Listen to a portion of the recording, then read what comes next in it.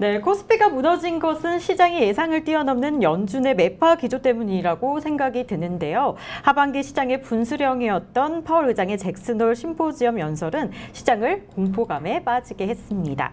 파월 의장은 잭슨홀에서 열린 연례 경제정책 심포지엄 연설을 통해서 당분간 제약적인 정책 스탠스 유지가 필요하다면서 성장을 희생하더라도 높은 수준의 금리를 유지하겠다는 의지를 강조했는데요. 파월 의장의 발언에 따라서 국내 양시장 상황은 어떤지 또 시황은 어떤지 오늘 세경 브리피에서 자세하게 다뤄보도록 하겠습니다. 오늘 도움 주실 이강무 대표님께서 옆에 나와 계시는데요. 한번 인사 나눠보도록 하겠습니다. 안녕하세요. 네, 안녕하세요. 네. 반갑습니다. 네. 저를 보고 활짝 웃어주시는데요. 네. 저 보고 되게 반가우신가 봐요. 반갑습니다. 네, 네, 저도 반가워가지고 웃음이 네. 나는데요. 오늘 좀 주식 상황 자세히 다뤄보도록 하겠습니다. 대표님, 네. 지금 양시장 보니까요, 오전보다 오후에 조금 더 시장이 좀 좋아진 것 같아요. 그렇지 않나요? 네, 일단은 사실 오늘 저희가 이제 이렇게 크게 반갑게 인사 나눈 것처럼 네. 좀 홀가분하게 인사 나눌 수 있는 시장이었으면 좋았을 텐데 네네네. 대부분의 투자자분들이 사실 좀 많이 힘들어하고 계실 거라고 생각이 됩니다. 그러니까요. 네. 뿌잉뿌잉 눈물이 네. 조금 저희가 맺히는데 네. 계속 설명해 주시죠. 네. 일단은 오전장에서는 잭슨홀 미팅에 대한 영향 때문에 우리 증시가 하락 출발을 했고요. 그리고 다만 그럼에도 불구하고 미증시의 하락폭만큼의 추가적인 하락은 없지만 네. 아직까지 좀 개운차게 지수가 반등하거나 좀 뭔가 시장이 바뀌어가는 모습은 보여주지 못하다 보니까 이 시장에서 좀 모멘텀 찾기가 좀 어렵지 않나 생각이 좀 듭니다. 아무래도 오늘장 후반대까지도 이와 같은 흐름이 좀 지속될 것 같아서 일단 시장이 좀 어렵다는 판단을 하시는 분들이 많지 않을까. 그래서 이제 지금은 좀 종목에 대한 옥석 가리기가 중요한 시장이 될 것 같습니다. 네. 대표님께서 시장이 조금 안 좋다고 얘기했지만, 이강무 대표님께서는 좀 투자의 신이지 않습니까? 또 주식의 신이시고요. 일단은 네. 이강무 대표님을 보고 저희 PM 세경 브리프를 보면서 우리 주식 상황에 대해서 한번 집중해 보도록 하겠습니다. 대표님, 제가 한번 보니까요. 네. 정말 궁금한 점이 너무 많은데 대표님한테 한 가지 계속 여쭤보도록 하겠습니다. 대표님, 파월 의장의 매파 발언이 있었잖아요. 네. 올해는 조금 매파적인 모습이 많이 보였는데 언제쯤 비둘기파 연설도 볼 수 있을까요? 이쯤 되면 좀 비둘기가 조금 보고 싶어요. 네. 일단은 파월 의장이 목표를 좀 정해놨습니다. 인플레이션을 잡겠다라는 생각이고 네. 지금 현재 시장에서 나와 있는 인플레이션 CPI에 대한 지표 자체가 9%, 8%까지 증가세를 보이기도 했었는데 이 물가 상승률에 대한 좀 진정 한 2, 3%대까지 낮춰야 된다고 하니까 아마도 시장에서 그 시간까지는 상당히 좀 아닌 시간이 좀 필요할 것 같고요. 이번 달에도 이 지난달보다는 이 증가세가 조금 진정되긴 하겠지만 계속해서 이제 5% 이상의 증가세를 보이고 있기 때문에 2%로 낮추는 때까지는 시간이 좀 많이 필요하지 않을까. 올해 연중까지는 연말까지는 좀 힘들 것 같고 그러면은 계속해서 인플레이션에 대한 속도를 잡기 위한 금리 변화 계속해서 금리 상승에 대한 기조가 연말까지 이어질 것 같습니다. 네. 그러면 연말까지 매파적인 모습이 조금 보인다는 건데 그러면 내년에 비둘기파를 조금 볼 수 있을 일단 내년에까지 미뤄야 될 것 같아요. 일단 그때까지 파월 의장이 좀 강하게 시장을 좀 잡겠다라는 의지를 보여줄 것 같고요. 너무 강한 의지를 보여준 거 아닌가요? 근데 한편으로는 그 의지를 좀 계속해서 피력을 해야 연준에 대한 신뢰도가 높아질 수 있기 때문에 만약에 연준의 스탠스가 좀 흔들린다라면은 그 또한 또 시장에서 걱정거리가 될 수 있습니다. 그렇기 때문에 지금은 칼을 뽑았으니 좀 강한 어조도 필요한 시기가 아닌가. 아무래도 물가 상승은 상당히 부담스럽잖아요. 그렇죠. 부담스럽죠. 그리고 물가 상승을 이루게 되는 전반적인 이 원유가 천연가스, 에너지가스에 대한 부담이 크기 때문에 이 부분들이 좀 진정이 돼야 될 것 같습니다. 그렇습니다. 대표님 얘기 잘 들어봤는데요. 특히 7월 미국의 물가 상승률이 전월보다 둔화했다는 발표가 연이어 나왔음에도 단 한 번의 개선만으로 물가 상승률이 내려갔다고 확신하기는 한참 모자란다. 이런 말이 좀 나왔고요. 또 금리 인상을 멈추거나 또 쉬어갈 지점이 아니다는 등의 강경 발언을 조금 쏟아냈잖아요.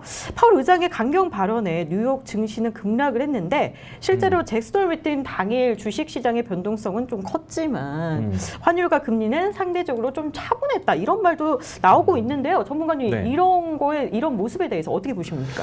네. 일단 이제 잭스홀 미팅을 앞두고 이미 선제적으로 달러 변동이 좀 컸습니다. 네, 그러니까 고환율이었죠. 달러 네. 인덱스가 108 지수까지 올라왔기 때문에 네. 사실 108 지수 올라오는 달러 인덱스는 네. 보기 드물거든요. 네. 그러니까 우리가 이제 코로나 때문에 경기 충격으로 인해서 네, 네. 실질적인 경기 침체가 나왔을 때도 이때 가장 높았던 위치가 106 지수였어요.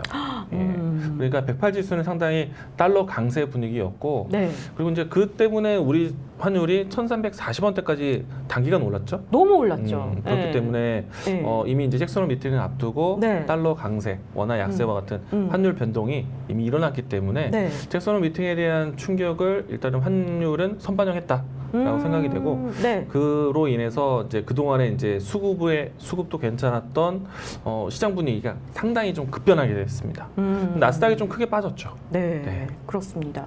일단은 저희 전문가님께서 설명을 하실 때마다 어떤 강경한 의지를 제롬 파월 의장이 보여주셨는데 어떤 이광문 전문가님의 눈빛에도 어떤 네. 강경한 모습이 보여지지 않나 싶기도 네. 하고요.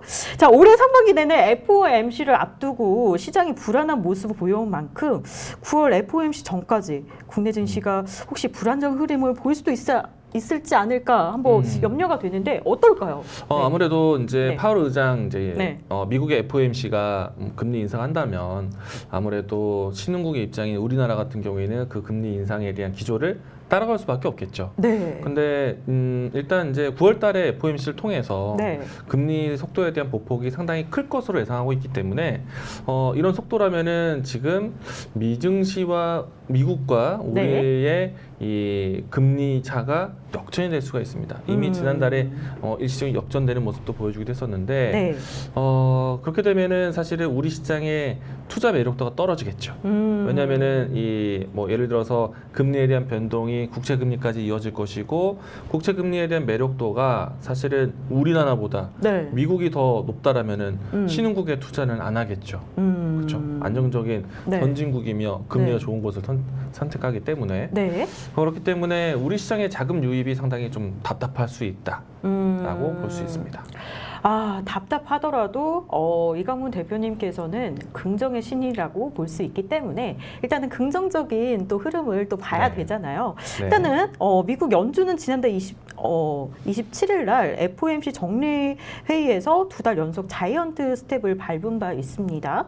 다음 달 20일에서 21일로 예정된 9월 FOMC에서는 기준금리는 또 한 번 자이언트 스텝이 나올지 아니면 그칠지 시장의 의견이 엇갈리는 상황인데요. 이렇게 시장이 안 좋은 상황에서 우리가 탑픽을 보면서 더욱 주식 상황에 대해서 알아볼 텐데요. 먼저 반도체에 대해서 살펴보도록 하겠습니다. 대표님, 국내 네. 반도체 대장주 삼성전자와 SK하이닉스가 2% 이상 하락하고 있어요. 반도체 업종 주가가 타격을 입은 모양새인 것 같아요. 일단 전일 그러니까 지난주 금요일장에서요 네. 나스닥이 크게 급락하는 데 있어서 필라델피아 반도체 지수가 크게 하락을 했습니다. 네. 뭐 어떻게 보면은 지난 이 나스닥의 하락 주범이 필라델피아 반도체 지수가 반도체 지수다라고 할 정도로 네네. 크게 급락이 나왔습니다. 뭐 일단은 지수 차트 한번 보도록 하죠. 나스닥 지수 차트 보시게 되면은 마이너스 4% 가까운 하락을 보였는데 필라델피아 반도체 지수 같은 경우에는 마이너스 5.8까지 떨어졌습니다. 아무래도 이 금리에 대한 변동성이 결국에는 고밸류 산업들에 대한 섹터에 악재가 되었던 것 같기도 하고요. 이 때문에 기술주, 인터넷 종목들 모두 다 하락을 했고 특히나 반도체 종목들까지도 하락을 했습니다. 이 때문에 시가총액, 우리 코스피 시장의 시가총액이라고 볼 수 있는 삼성전자, SK하이닉스 비롯한 IT 종목들 네. 전반적으로 좀 부진했고요. 일단 그래도 조금은 위안을 삼고 있는 거는 네. 우리 증시가 네. 미증시의 하락보다는 좀 덜 빠졌다라고 얘기는 하고 있는데 저는 절대 그렇게 생각하지는 않습니다. 같습니다. 왜냐하면은 나스닥 지수 차트를 보시게 되면은 지난주까지 상승했었던 상승폭이 우리 증시보다 높았기 때문에 그 상승폭에 대한 조정을 깊게 보이더라도 여전히 추세가 완벽히 꺾였다라 보기는 좀 어렵거든요. 네. 근데 만약에 우리 증시가 나스닥만큼의 하락을 했다라면 우리 증시는 상당히 꺾이는 차트가 연출됐을 겁니다. 일단 우리 증시도 지금은 60일 주봉을 봤을 때 네. 이 10주 이평선을 좀 지지하는 모습들을 좀 테스트하고 있는데 네. 이와 같이 좀 위치적인 차트적인 하방 지지를 나스닥도 코스피도 지금 테스트 중에 있다. 일단은 좀 악재는 출현했는데요. 네. 추가적인 투매 분위기까지는 아니라서 좀 다행이지만 일단 투자 심리를 돌이켜 세우기 위한 모멘텀이 좀 부재하다 보니까 모멘텀이 나올 때까지 시장이 좀 꼼짝마 지지부진한 모습 연출을 하지 않을까 좀 걱정이 되고 있습니다. 네. 저는 이강무 대표님을 볼 때마다 어떤 그런 단어들 문장이 되게 재밌어요. 꼼짝마 그러시게 하시는데 누구한테 네. 꼼짝마라고 하시는 거죠? 일단은 네. 일단 자유롭게 올라와야죠. 네. 시장이 올라와야 되는데 네네네. 지수를 올리기 위해서 가장 또 중심이 될 수 있는 건 시가총액 상위. 뭐 적어도 삼성전자의 역할이 필요한데 네. 삼성전자가 눈에 보이지 못하게 지금 필라델피아 반도체 지수도 상당히 어렵고 반도체 업황에 대한 기대감이 나올 수 있는 시기는 아니다 보니까 네. 지수의 중심축 역할이 좀 부재하다. 사실 지수를 올리켜 세우는데 조금 주인공이 없다라고 생각이 됩니다. 저는 이강무 대표님과 이제 방송할 때면 저는 생각을 해보는데요. 어떤 그냥 발언적인 말도 있지만 어떤 속담의 말도 있고 은유적인 표현도 있고 또 긍정적인 영향을 끌고 가는 그런 느낌도 있고 저는 이강무 대표님께서 저는 투자의 신과 또 주식의 또 신이 또 아니라 그뿐만이 아니라 은유적인 표현, 말의 신일 수도 있다. 뭐 이런 생각이 드는데요. 일단 저희 삼성전자 또 반도체 업주 주가로 이제 얘기를 해주셨는데, 삼성전자가 전 거래일보다 지금 5만 점의 시점에 거래가 되고 있는데, 지난 26일은 6만 전자로 올라섰는데 다시 5만 전자로 후퇴가 됐습니다. 또 SK 하이닉스 역시 전 거래일보다 좀 92,200원에 거래가 되고 있는데요. 제롬 파월 연준 의장이 지난 26일 미국 잭슨에서 열린 경제 정책 심포지엄 연설에서 물가 안정의 중요성을 강조하면서 고금리 유지 방침을 강력히 시사한 바 있습니다. 9월에도 금리 인상을 단행할 가능성이 있는 것으로 해석이 되는데요. 여기에서 대표님 일단은 저희가 반도체주 관련주를 얘기를 하고 있는데 소비자들이 컴퓨터 구매 등에 대해서 더욱 조심스러운 모습을 보일 수도 있을 것 같아요.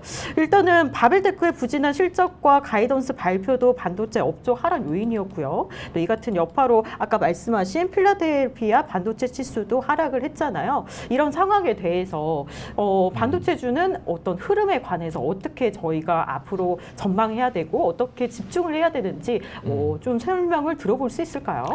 일단 반도체 업황이 어렵다라는 거는 저도 좀 공감을 하고 있는데 다만 이제 시간을 좀 더 두고 봤을 때 반도체가 많이 풀릴 수 있는 시기가 스마트폰이 새롭게 출시되거나 아니면은 이 반도체가 탑재될 수 있는 PC가 많이 8일 때이거든요. 근데 이제 지난 8월 달에 갤럭시 언팩 행사 8월 10일 날 갤럭시 언팩 행사를 했고 그리고 이제 9월 7일 날 애플에 이제 언팩 행사를 하게 됩니다. 그러니까 애플과 갤럭시 폰에 대한 이 신제품이 출시되기 때문에 반도체가 조금은 숨통을 트일 수 있는 때가 왔다라고 생각이 되고 그리고 PC에 대한 수요 같은 경우에는 인텔의 CPU가 출시만 된다면 언제든지 DDR5가 풀릴 수 있는 시기가 오기 때문에 사실은 아직까지는 공시가 발표는 없지만은 연중에 올해 하반기 동안에는 인텔의 CPU가 출시될 것으로 기대를 하고 있거든요.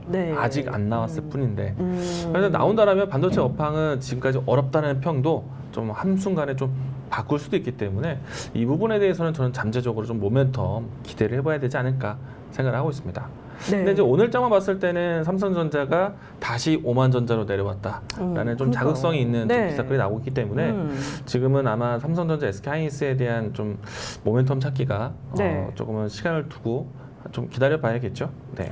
그러니까요. 이 같은 소식 속에서 삼성전자, 또 SK 하이닉스, 또 DB 하이텍 등 반도체 관련주 및 또 네이버나 카카오, 또 LG 전자 등의 인터넷 아이디 대표 주가도 하락하고 있는 모습인데요. 네. 기술주가 하락한 모습을 보이고 있는데 오늘의 탑픽 DB 하이텍에 대해서도 알아보도록 하겠습니다. 대표님, 금리 인상에 대한 공포로요. 지난주 미 뉴욕 증시에서 기술주 중심의 나스닥 지수가 유독 큰 폭으로 하락하자 우리 증시에서도 마찬가지로 기술주에 대한 투자 심리가 악화한 것일까요? 어떤 건가요? 네. 금리 인상에 대한 과정 때문에 고밸류에 대한 이 섹터 조정이 좀 크게 나왔고요. 네. 그래서 IT 종목들 그리고 반도체 종목들이 하락을 했죠. 네. 일단은 이제 반도체 종목들이 빠진 것에 대해서 지금 시장의 투자 시점인지 아닌지에 대한 생각이 중요한데 저는 업황은 어렵다고 평가되고 있지만 반도체 종목들 잠재적인 모멘텀이 있다. 그렇기 때문에 이번 이 기술주의 하락에 대해서 저는 오히려 좀 긍정적으로 보자라는 측면이거든요. 그래서 이제 만약에 이제 반도체 종목들 다시 챙겨 본다라면은 네. DB 하이텍을 탑픽 종목으로 본다. 네. 왜냐면은 지금 미국 안에서 다시 한번 경기 침체에 대한 우려를 세운다라면은 네. 경기 부양 정책이 나와야 되거든요. 그러면은 미국 안에서의 투자를 많이 활성화시키게 될 겁니다. 그러면은 삼성전자도 대미 투자에 대한 부분들이 크지만 아무래도 미국 안에서의 반도체 경기를 살릴 때는 미국의 전반적으로 공급량이 컸었던 기업들이 우선시 될 거라고 봅니다. 삼성전자도 좋지만 네. 삼성전자가 다뤄야 될 사항들이 상당히 많죠. 네. 그러면은 삼성전자를 벗어난 다른 IT 종목, 반도체 종목들 중에서는 대미의 그 수출량이 좀 큰 DB 하이텍이 좀 모멘텀이 좀 크지 않을까. 그래서 많이 빠진 반도체 종목들이 많이 빠진다. 그러면은 저는 DB 하이텍을 저가 매수 준비할 것 같습니다. 네. 대표님께서 말씀을 해 주셨는데요. 일단은 기술주가 조금 하락하더라도 우리가 이제 긍정적인 조금 좀 생각을 해봐야 되는 것 아닌가라고 생각을 했었는데 역시 긍정의 신 이강무 대표님께서 긍정적으로 말씀을 해 주셨습니다. DB 하이텍은 확장 속도가 조금 줄었잖아요. 8인치 네. 반도체 장비 확보가 어려운 데다가 수요가 전만큼 활발하지 않다는 소식이 들리는데 대표님 이 소식이 맞는 건가요? 네. 일단은 네. DB 하이텍의 가장 큰 강점은 8인치. 네. 그러니까 좀 최근까지는 저희는 12인치 위주로 이제 웨이퍼 공급을 해왔거든요. 근데 이제 삼성전자, SK 하이닉스도 이제 네. 향후에는 8인치 수요로 많이 넘어갈 건데 네. 지금 얼마 전에 이 애플이 이제 신제품을 출시하는 데 있어서 TSMC의 5나노급 반도체를 탑재할 것이다. 라고 예상을 하고 있거든요. 그런데 뭐 7나노급 이하의 반도체를 만들 때는 8인치 수요가 상당히 필요합니다. 그렇기 때문에 실질적으로 이제 5나노에 대한 시대가 열렸다라고 보면은 8인치에 대한 수요가 커질 것으로 예상합니다. 8인치의 수요가 좀 클 것이다. 이 같은 소식이 들리는데 일단은 저희가 상승 사이클은 또 언제라고 우리가 좀 봐야 될까요, 대표님? 네. 일단은 당장은 좀 힘들겠지만은 네. 신제품에 대한 출시가 나올 수 있는 시기, 애플도 또 삼성도 네. 신제품 출시를 예고했고 초반 흥행이 상당히 클 것으로 보고 있거든요. 갤럭시 시리즈가 초반 사전 이 예약자가 100만 대가 넘었기 때문에 100만 대가 넘었어요? 네. 그래서 이제 초반 흥행이 네. 괜찮다라고 생각이 되고요. 네. 애플도 상당히 신제품에 대한 출시가 굉장히 오랜만에 나왔기 때문에 네. 아마도 충성 고객에 수성 고객들이 많죠. 많기 때문에 네. 초반 흥행이 이어갈 거라고 봅니다. 그러면은 네. 아마도 반도체뿐만 아니라 스마트폰 관련된 종목들에 대한 관심도 커질 것으로 예상을 합니다. 그렇기 때문에 반도체 종목들도 괜찮을 것이다. 네, 네. 괜찮을 것이다고 말씀을 해주셨습니다. 대표님, 일단은 갤럭시 애플 계속적으로 저희가 나오고 있어요. 한 10분 전부터 나오고 있는데 대표님께 그냥 한 가지 질문을 우스갯소리로 좀 드리고 싶습니다. 네, 대표님께서는 갤럭시 대 애플 어떤 걸 선택하시겠어요? 저는 네. 사실 꾸준하게 애플을 사용을 해왔거든요. 애플을 사용했다고요? 네. 그래서 그 이유가 있나요? 뭐 초창기의 스마트폰 중에서는 네. 애플이 제일 이쁘다라는 생각을 했지 않았습니까? 네, 이제 디자인적으로 예쁘다. 근데 사용하다 네. 보니까 네. 뭐 인터페이스나 이런 것들이 네. 굉장히 좀 저는 상당히 좀 손쉽다. 손쉽다. 사실 다양한 기능을 요하는 갤럭시보다는 네. 조금 더 접근성이 좀 더 빠르지 않나.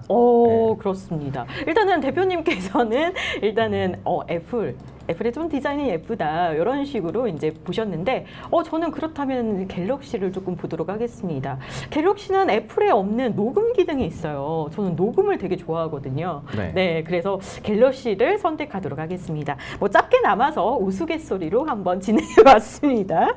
일단은 최근 약세 시장의 운임 지수에 반영이 되면서요. FBX, WCI 등 주요 컨테이너선 운임 지수가 동반 하락세를 보였는데 두 번째 토픽이죠. 저희 HMM에 대해서 알아보도록 하겠습니다. HMM은요, 올해 본사에서 사회공헌 규모가 늘린 바도 있습니다.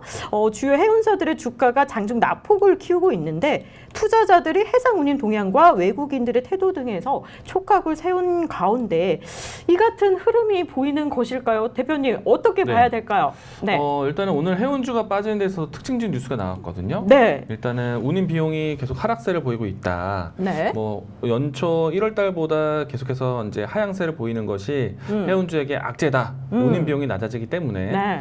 그런데 저는 지난주 목요일 때는 또 다른 뉴스가 나왔어요. 왜냐면은 네.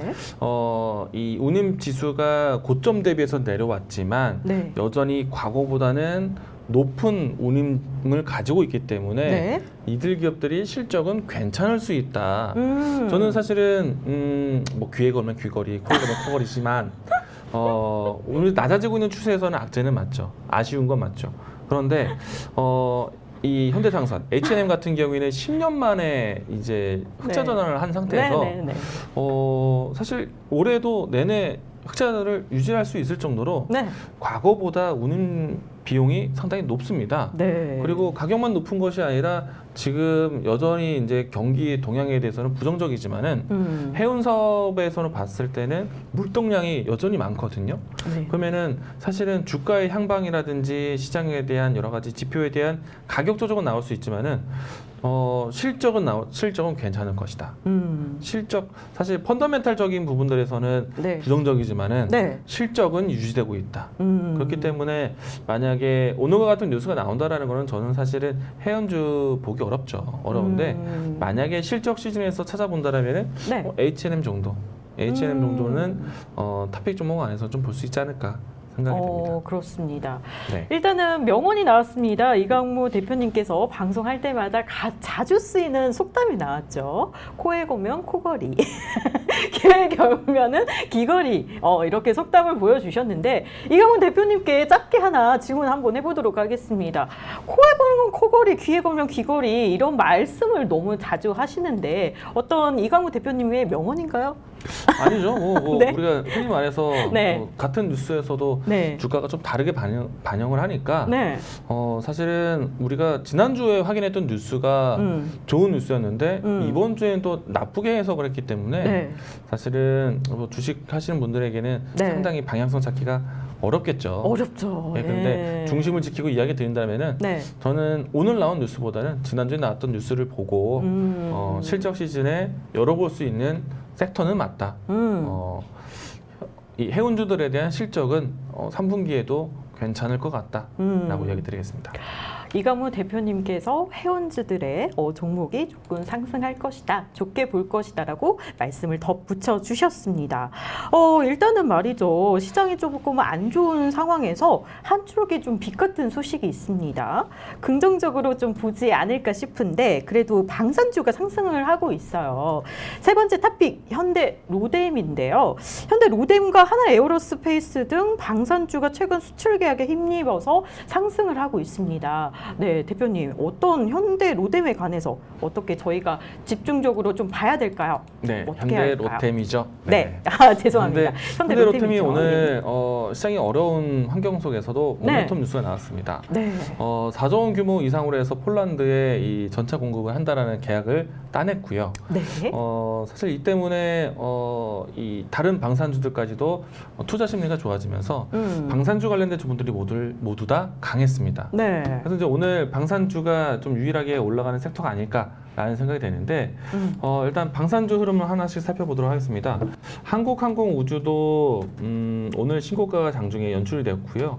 상당히 좀 답답한 가격 속에서 신고가가 언제 나올까 기다림이 좀 있었거든요. 그런데 한국항공우주가 오늘 드디어 신고가를 경신을 했고요. 지난주 금요일장에서도 강했었던 넥스원이 오늘도 신고가를 경신을 했습니다. 여기에서 하나 에어로스페이스도 함께 움직임이 나와서 오늘 신고가 경신을 했고요.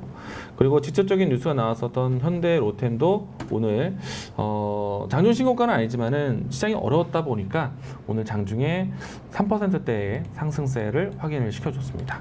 네, 대표님 얘기 잘 들어봤습니다. 현대 로템이죠. 네. 네.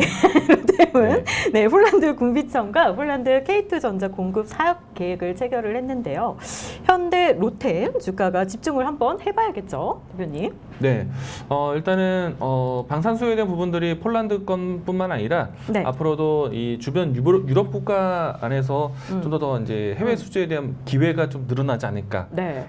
현대 로템이라든지 하나 디센스 같은 기업들이 네. 디펜스 같은 기업들이 유럽 시장을 공략을 이제 처음 했기 때문에 네. 앞으로 이제 이 유럽의 교두보 역할로 이 K 방산에 대한 수요가 늘어날 것을 전망하고 있거든요. 네. 그래서 이제 현대 로템에 대한 이 K2 전차에 대한 기대감이 네. 전반적으로 좀 확산될 것으로 보고 있어서 저는 다음 수주권도 기대해보자라는 측면에 좀 긍정적으로 이야기 드리고 싶고요. 그리고 방산 산업뿐만 아니라 철도 산업에 대한 수요도 다시 살아나고 있기 때문에 현대 로템에 대한 실적 안정성 좀 긍정적으로 보셔도 괜찮겠다라고 이야기 드리겠고요. 주가 흐름은 지금 현재 신고가 흐름 나와주고 있습니다.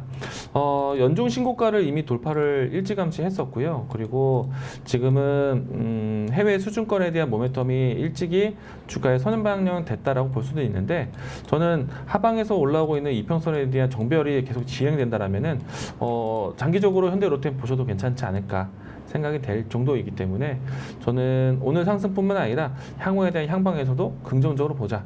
가격적으로 본다라면은 신규 접근하시기에는 조금 부담스러울 수 있는데 28,000원 라인대가 단기간 깨지는 것이 아니라면은 추세 연속성 기대해 보셔도 좋을 것 같습니다. 기대해 보셔도 좋을 것 같다라는 이강우 대표님께서 말씀을 해주셨는데요. 아까 전에 러시아 우크라이나 전쟁에서도 이제 단어가 나왔는데 장기화에 따른 국내 기업들의 수출 기대감 확대로 상승세를 이어가고 있어서 이 종목들 어떻게 계속 집중해 봐야 될까요? 아니면은 조금 그쳐야 될까요? 어떻게 보십니까? 네, 조금 전에도 이야기 드렸지만은 추세를 긍정적으로 보고 있다라고 말씀드렸고요. 네. 가격적으로 했을 때 28,000원대가 이탈하지 않는다면은 저는 한 번쯤은 다시 네. 한번 좀 눌림목 공략을 해보셔도 괜찮지 않을까. 워낙에 시장 자체의 모멘텀이 찾기가 어렵다 보니까 네. 방산주에 대한 수주 소식을 좀 상당히 좀 길게 볼 수도 있을 것 같거든요. 그렇기 때문에 직접적인 뉴스 나왔었던 현대 로템, 네. 좀 단기 탄력은 여전히 있지 않을까 생각을 합니다. 가능하면은 최대한 좀 낮은 가격대 공략하면 좋은데 오늘 장중에 3만 원 이상에서 변동성이 좀 나왔거든요. 만약에 3만 원 이하에서 조정권의 가격이 있다라면은 저는 단기적인 관점 괜찮다. 그리고 28,000원대 라인이 지켜지는지 여부를 보자라고 이야기 드리겠습니다. 네, 대표님 얘기 너무나 잘 들었습니다. 일단은 저희 소식은 저희 이제 이경훈 대표님께서 한 줄기 빛 같은 소식, 정말 긍정적으로 조금 영향을 보자, 긍정적으로 바라보자라고 말씀을 하셨는데 시장이 안 좋은 상황에서도 방산주가 좀 상승을 올라가니까요. 그래도 조금 눈물 뿌리는 그런 시장은 좀 아니고 또 한 줄기 빛 같은 소식이 있으니까 저희가 힘을 내서 또 주식 상황을 한번 살펴보도록 하겠습니다. 이어서 이 시간 특징주 알아보도록 하겠습니다. 네. 네. 이 시간 특징 좀 보시죠. 네, 이 시간 특징주 보시죠. 네. 저희의 이제 이노테라피가 25%가 올라가서 전일 대비 2,230원에 지금 거래가 되고 있고요. 일단은 금비가 24% 오른 18,700원으로 거래가 되고 있습니다. 일단은 금비 소식을 한번 볼 텐데 일단은 상한가 진입을 했습니다. 52주 신고가로 되어 있고 금비가 유리병 제조업, 또 화장품 판매 사업 등을 영위하는 업체라고 나와 있는데 이 시간 금비가 지금 18,900원으로 계속 실시간으로 올라가고 있는데요. 일단은 금비 어떻게 봐야 될까요, 대표님? 네, 일단 이 종목도 마찬가지로 유리산업 안에서 공급 부족에 대한 리스크가 좀 발동이 되었었거든요. 네, 네. 우리가 지난주 같은 경우에는 유럽의 이 주요 기업에서 암모니아 생산이 좀 감소하고 이제 그러니까 그 생산이 좀 축소되었다라는 이야기 때문에 암모니아 사용이 많은 이 비료 관련된 종목들이 크게 올라가기도 했습니다. 네. 근데 이제 그와 같은 흐름이 다시 한번 좀 연출됐는데 만약에 러시아와 우크라이나 관계, 러시아와 유럽에 대한 관계가 계속 지속된다면은 이와 같은 이 소재에 대한 공급난이 좀 더 확산이 될 수 있을 것 같아요. 그래서 금비뿐만 아니라 다른 원자재 관련된 종목들의 대한 움직임들을 하나씩 좀 나열할 필요가 있지 않을까라는 생각이 좀 들고요. 일단 오늘 움직임이 나왔었던 금비 같은 경우에는 장중에 상한가 움직임까지 좀 시도가 되었었습니다. 주가 차트를 보시게 되면은 대략 한 정오 때쯤에 상한가 움직임까지 올라왔었는데 지금은 상한가가 풀렸고 현재 주가는 23%대 진행이 되고 있죠. 더 이상의 뭔가 차익성 물량이 나오지 말아야겠죠. 그렇게 보려면은 주가는 추세선으로 봤을 때 92,000원대는 이탈하지 말아야 된다라고 생각을 합니다. 근데 만약에 오늘 92,000원대가 이탈하게 된다라면은 단기 차익성 물량 혹은 상한가 진입이 안 된 실망 매물들이 나올 수가 있습니다. 그래서 만약에 이 종목을 오늘장에서 대응하고 계신 분들이 있다라면은 92,000원 라인대에 손절가 혹은 익절가 두고 대응하자라고 이야기 드리겠습니다. 네, 대표님 얘기 잘 들었습니다. 다음 키워드는 이수화학에 대해서 조금 알아볼 텐데요. 13.59% 오른 22,150원에 지금 거래가 되고 있는데 이수화학이 29일 장중 신고가를 기록을 했죠. 고통이 수반되더라도 큰 폭의 금리 인상이 계속할 것이라는 좀 제롬 파월 미국 연준의장의 발언에 국내 증시가 장 초반 2에서 3%대 급락을 했지만 이수화학은 오히려 시장의 주목을 받고 있어요. 대표님, 이 종목에 관해서는 어떻게 보십니까? 이 종목 같은 경우에서도 지금 어떻게 보면은 원자재 공급에 대한 리스크를 좀 염두하고 있는 것이 아닌가라는 생각이 좀 들고 있거든요. 네. 아무래도 화학적 특수 화학 소재를 공급하다 보니까 이 지난주에 있었던 이 유럽의 암모니아 공급의 리스크처럼 일단 이 산업에 필요한 특수가스에 대한 공급의 리스크를 좀 받고 있는 것이 아닌가. 그래서 반사적인 기대감으로 올라왔다고 생각이 되고요. 일단 특정한 뉴스가 오늘 발표되진 않았기 때문에 아마도 뉴스가 나오는 시점에서 뉴스에 대한 좀 내용을 좀 더 살펴보셔야 될 것 같고요. 일단 최근에 시장 대비해서 상당히 좀 강한 움직임이 연속적인 것 같습니다.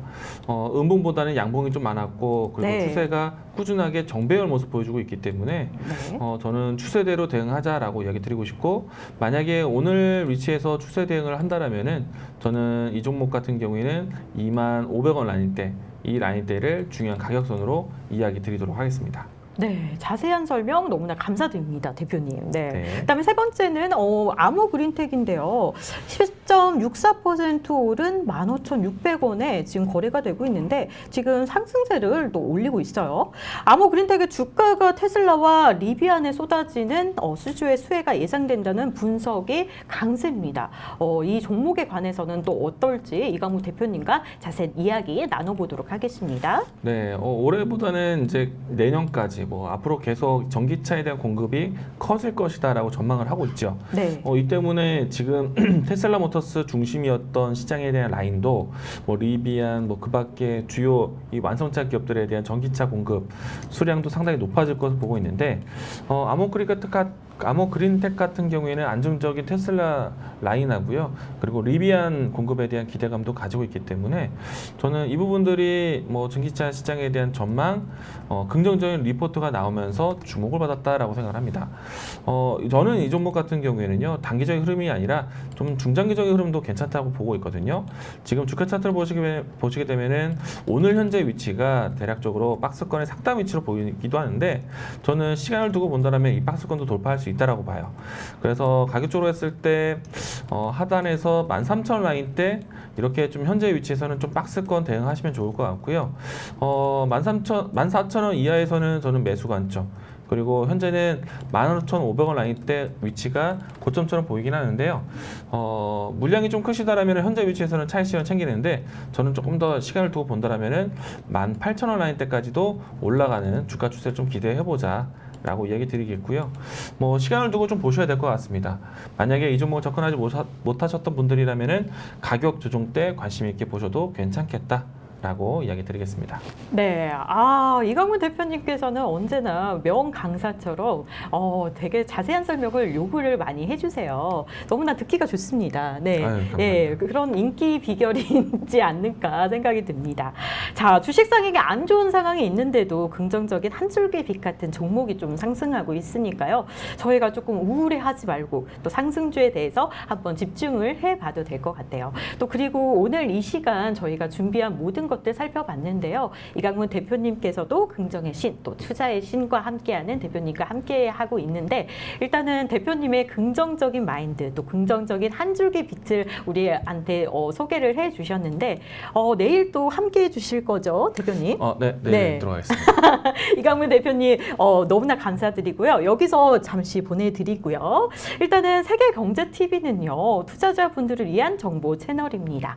구독과 좋아요 그리고 알람 설정까지 해주시고요. 또 노란톡에 세계경제TV 검색하시면 장중 내내 이강무 대표님과 소통하실 수 있겠습니다. 많은 참여 부탁드리겠습니다.